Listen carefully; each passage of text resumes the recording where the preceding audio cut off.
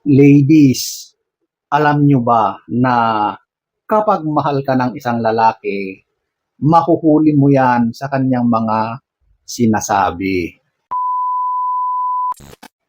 Hello guys! So, ang topic natin for today, eto, mga pananalita ng lalaki kapag mahal ka.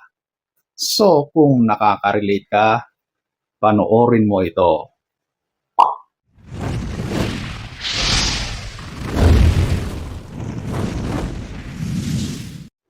Number 1, ito yung nandito ako para sa iyo. Wow, ang sweet naman. Ibig sabihin ng lalaki dyan, andyan lang yan kapag kailangan mo ng presensya niya. Lalong-lalo na kapag kailangan mo ang tulong niya. So, anytime na kailangan mo siya, just one call away ay nandyan na siya. I-text mo siya, tawagan mo siya, at automatic nandyan na siya. Pupuntahan ka niya. Okay? So, in times of need, andyan siya para tulungan ka. Ayaw niya na nakikita ka na nahihirapan or meron kang pinagdadaanang problema or suliranin. So, sa ganyang mga sinasabi ng lalaki sa iyo, mahal ka niyan. Number 1. Number 2, ito yung lagi kitang inaalala. So, ang ibig sabihin ng lalaki dito ay lagi niyang inaalala ang kapakanan mo, kabutihan mo. Nag-aalala yan kung baka ikaw ay nasa masamang kalagayan, nasa masamang sitwasyon. So, nag-aalala siya. Kaya kapag sinasabi niya ang mga pananalita na yan, totoo yan. Yan ay nagpapahiwatig na mahal ka talaga niya dahil nag-aalala siya para sa iyo, para sa kapakanan mo, para sa kanyang minamahal. Number 2. Number 3, ito yung paano kita matutulungan. Wow! So, kapag tinatanong ka ng lalaki ng mga ganyan, ibig sabihin ay concern siya sa iyo. Nag-aalala siya sa iyo. Kaya nagre-reach out siya. Nagkukusa siya na malaman kung meron ba siyang magagawa para maibsan kung ano man yung pinagdadaanan mo. Kasi ang lalaki, kapag meron niyang magandang intensyon sa iyo, napapansin din niya kung meron kang pinagdadaanan. Kung may problema ka, nararamdaman din niya yan. Nakikita niya sa mga galaw mo, sa expression mo, kaya siya nagtatanong kung kailangan mo ng tulong niya or kung paano kanya matutulungan. So, kapag nagsasabi ng ganyan ang lalaki sa iyo, meron niyang interest sa iyo. Maaring mahal ka niya. Number 3. Number 4. Mag-ingat ka. Mag-iingat ka. So, ang mga ganyang pananalita mula sa isang lalaki para sa isang babae ay pagpapakita na mahalaga ka sa kanya. So, inaalala niya yung welfare mo, yung kabutihan mo, okay? Bilang lalaki na may interest, may nararamdaman sa iyo, gusto niya na nasa mabuti kang kalagayan lagi. Siyempre, tulad ng mga una kong sinabi, nag-aalala yan sa iyo. Kaya sinasabihan ka ng mga ganyang pananalita. Bakit? Kasi mahal ka niyan. Kaya gusto niya na nasa mabuti kang kalagayan lagi. Kaya pinag-iingat ka niya. Number 4.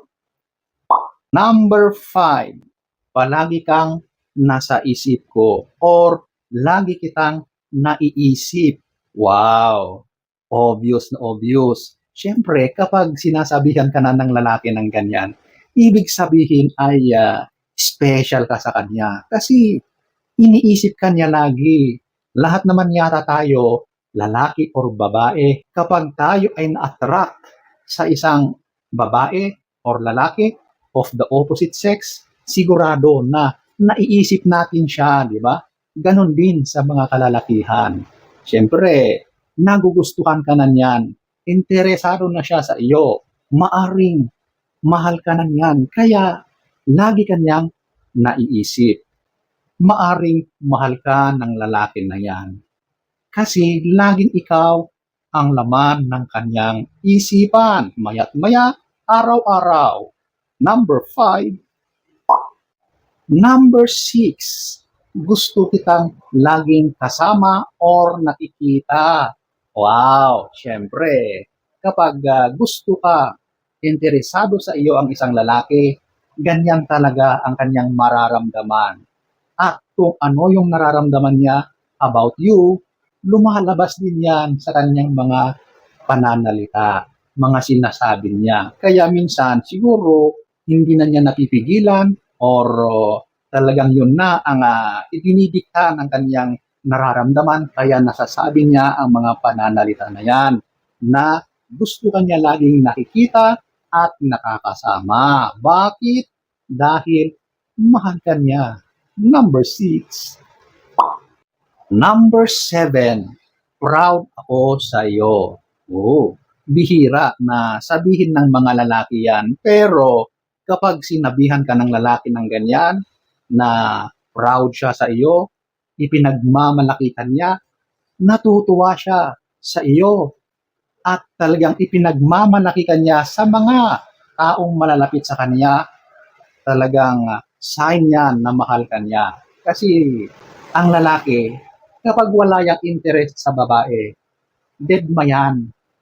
Wala siyang pakialam, okay? So kapag ikaw yung bukang bibig niya, ikaw yung ipinagyayabang niya sa mga tropa niya, proud na proud siya sa iyo, ibig sabihin, mahal ka niya. Number 7. Number 8. Lagi kitang namimiss.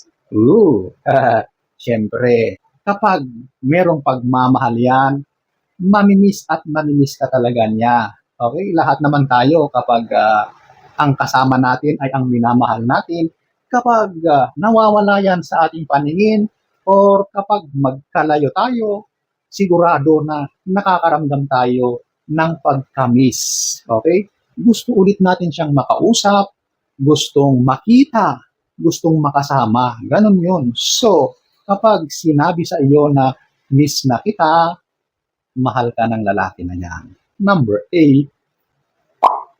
Number 9. Mahal kita. I love you. Oh. So, kapag sinabihan ka na mahal kita, yun na yun. Number 9. So, ayan, ang ilan sa mga pananalita or sinasabi ng lalaki kapag mahal ka niya. So, sana ay nagustuhan nyo ang ating topic for today. Next story time. Don't forget to subscribe.